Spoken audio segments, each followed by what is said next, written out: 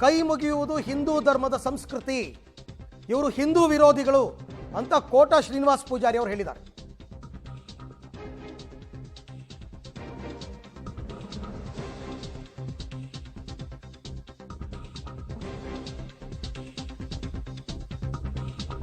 ಹಿಂದೂಗಳು ಕೈ ಮುಗಿಯುತ್ತಾರೆ ಎಂದೇ ಬದಲಾಯಿಸಿದಂತಿದೆ.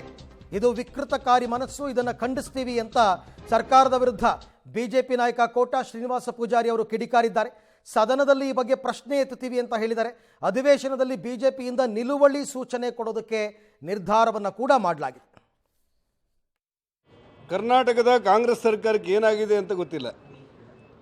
ಕುವೆಂಪುರವರ ರಚನೆಯ, ನನಗೆ ನೆನಪಿರುವಂತೆ ಕುವೆಂಪುರವರ ರಚನೆಯ ಜ್ಞಾನ ದೇಗುಲವಿದು ಕೈ ಮುಗಿದು ಒಳಗೆ ಬಾ ಅಂತ ಹೇಳುವಂಥ ಬರಹವನ್ನು ವಸತಿ ಶಾಲೆಯಿಂದ ಬದಲಿಸಿ ಜ್ಞಾನ ದೇಗುಲವಿದು ಪ್ರಶ್ನಿಸು ಅಂತೇಳಿ ಹೊಸ ಶಿರೋನಾಮೆಯನ್ನು ಕೊಡಲಿಕ್ಕೆ ಸರ್ಕಾರ ಸಜ್ಜಾಗಿ ಆದೇಶ ಕೊಟ್ಟಿದೆ.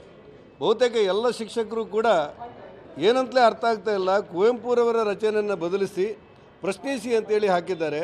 ಬಹುತೇಕ ಅವರಿಗೆ ಕೈ ಮುಗಿದು ಅನ್ನುವಂಥ ಒಂದು ಇದೆಯಲ್ಲ ಶಬ್ದ, ಕೈ ಮುಗಿದು ಅನ್ನುವಂಥ ಶಬ್ದ, ಅದೆಲ್ಲೋ ಹಿಂದೂಗಳೇ ಕೈ ಮುಗಿತಾರೆ ಅನ್ನುವ ಕಾರಣಕ್ಕೆ ಹೀಗಾಗಿರ್ಬೋದು ಏನೋ ಅನ್ನುವಂಥ ಆತಂಕವನ್ನು ಅಲ್ಲಲ್ಲಿ ವ್ಯಕ್ತಪಡಿಸ್ತಿರೋದನ್ನು ನಾನು ಕಂಡೆ.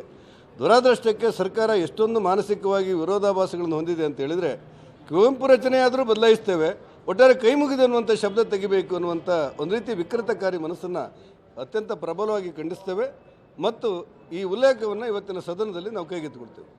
ವಿವಾದಗಳ ಮೇಲೆ ವಿವಾದ, ವಿವಾದಗಳ ಮೇಲೆ ವಿವಾದ. ಡಿ ಕೆ ಸುರೇಶ್ ಅವ್ರದ್ದಾಯಿತು, ಮಾಗಡಿ ಬಾಲಕೃಷ್ಣ ಅವ್ರದ್ದಾಯಿತು, ಅನಿಲ್ ಲಾಡ್ ಅವ್ರದ್ದಾಯಿತು, ಈಗ ಮತ್ತೊಂದು ವಿವಾದ. ವಿವಾದಗಳನ್ನೇ ಮಾಡಿಕೊಂಡು ಕೂತಿರ್ತಾರ ಚುನಾವಣೆ ಸಂದರ್ಭದಲ್ಲಿ, ಅಥವಾ ಬೇರೆ ವಿಚಾರಗಳು, ಅಭಿವೃದ್ಧಿ ವಿಚಾರಗಳು ಕೂಡ ಎರಡೂ ಕಡೆ ಆಡಳಿತ ಮತ್ತು ವಿಪಕ್ಷಗಳಲ್ಲಿ ನಡೆಯುತ್ತಾ ಅಂತಕ್ಕಂಥದ್ದು. ಬಟ್ ಯಾಕೆ ಈ ಥರ ನಿರ್ಧಾರಗಳಾಗ್ತಾ ಇದೆ ಅಂತಕ್ಕಂಥದ್ದನ್ನು ಸ್ವಲ್ಪ ಸರ್ಕಾರ ಕೂಡ ಎಚ್ಚೆತ್ತುಕೊಂಡು ಸೂಕ್ಷ್ಮವಾಗಿ ಗಮನಿಸಬೇಕು.